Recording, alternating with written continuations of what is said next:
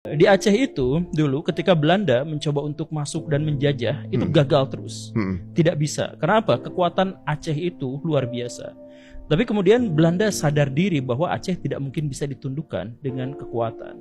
Jadi mereka mendatangkan seorang antropolog terkemuka, Snokur Gronje, Christian Snokur Gronje.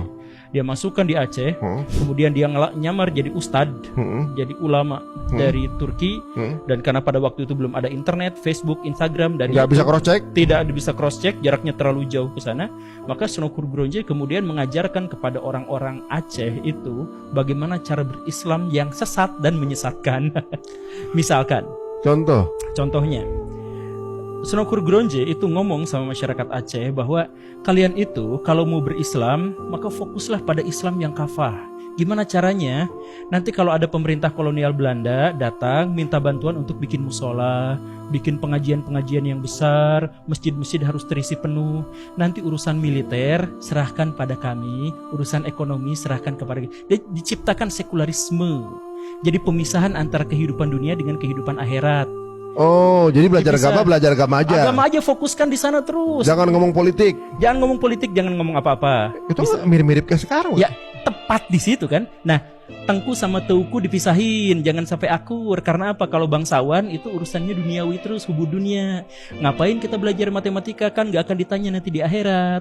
Ngapain kita belajar fisika, kan nanti nggak akan ditanya di akhirat. Nah, kita nggak usah belajar ilmu media, kita nggak usah belajar ilmu politik. Yang paling penting nahwu sorof, balaghah, ilmu hadis, ilmu kalam dan sebagainya di situ kan. Nah, sejak pemisahan itu akhirnya apa? Aceh benar-benar dikalahkan tak lama setelah itu. Karena apa? Snokur Gronje langsung mengeluarkan sebuah buku. Rakyat Aceh, berarti rakyat Aceh itu harus gini ini ke pemerintah Belanda. Nanti Tengku sama Teuku dipisah, kalangan beragama sama kalangan agama sama bangsawan dipisah, terus suruh mereka berantem. Nah, kalau diadu domba, maksudnya diadu biar nggak akur gitu. Iya, makanya antropologi itu sebenarnya adalah kajian akademik atau ilmu, tetapi latar belakangnya kelam, karena latar belakangnya justru digunakan untuk mengalahkan atau menghancurkan masyarakat yang akan dijajah oleh bangsa-bangsa Eropa. Jadi walaupun sekarang antropologi tentu saja murni akademik, tetapi antropologi generasi awal tuh seperti itu. Sebenarnya survei atau untuk menganalisa ya. Iya. Sebelum menghancurkan satu kelompok, dia analisa pakai antropologi gitu. Iya. Dan akhirnya benar kan Aceh tahun 1904 itu dikalahkan pemerintahannya. Kemudian lambat laun Aceh juga tidak bisa mempertahankan itu dan terus ya walaupun Aceh itu memang kuat karena ya kan nggak mungkin menghancurkan budaya sebuah bangsa hanya dalam 1-2 generasi itu nggak mungkin.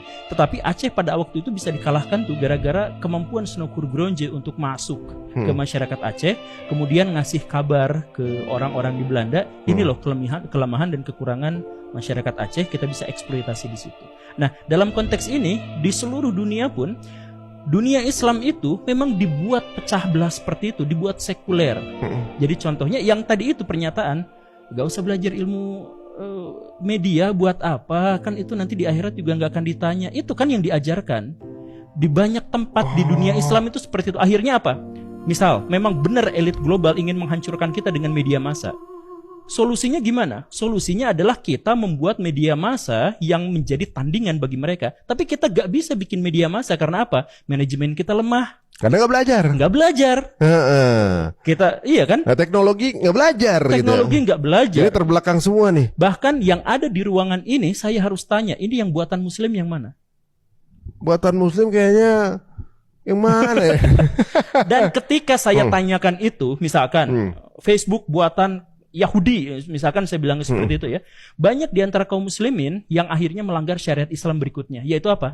Tidak mau introspeksi diri. Jadi ketika mereka ini ditagih misalkan ya, ini mana buatan muslim, mereka akan mengatakan tanpa umat muslim abad ke-9 tidak mungkin ada angka 0 yang menjadi basis dari algoritma YouTube dan lain sebagainya. Jadi kaum muslimin ketika ditanya mana peradaban hari ini, mereka akan tarik. Itu Ibnu Sina hidup di zaman dulu, dia adalah penemu ilmu kedokteran yang gini-gini. Jadi keagungan masa lalu yang diangkat. Iya. Dari dalam tradisi Arab itu dikatakan generasi paling buruk itu adalah generasi yang mengatakan bapakku gini loh. Itu generasi terburuk.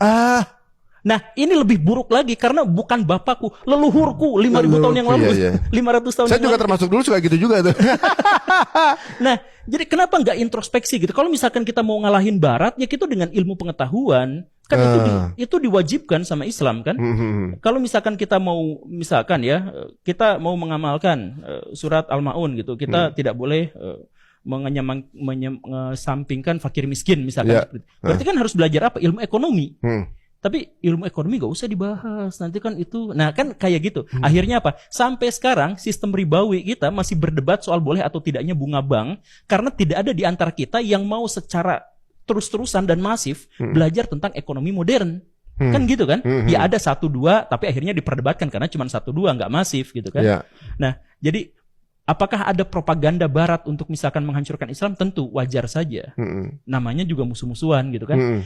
Tapi kita tidak boleh jadikan itu sebagai awal mula berpikir kita.